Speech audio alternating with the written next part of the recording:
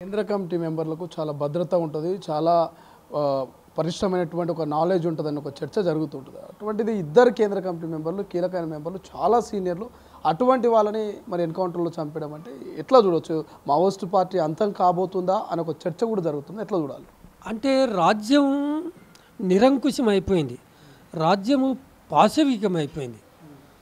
ఆ పాలకులు, home minister నిరంకుశంగా, పాశవికంగా, అమానవీయంగా తయారైన తర్వాత ఇప్పుడు ఆ సైన్యమే కానీ, లేకపోతే డిఆర్జీ బలగాలే కానీ, కోబ్రాలు కానీ, సిఆర్పిఎఫ్ కానీ, వీళ్లకును ఈ ప్రభుత్వ బలగాలకును మావోయిస్టు దళాలకును ఏమన్నా వైరం ఉందా?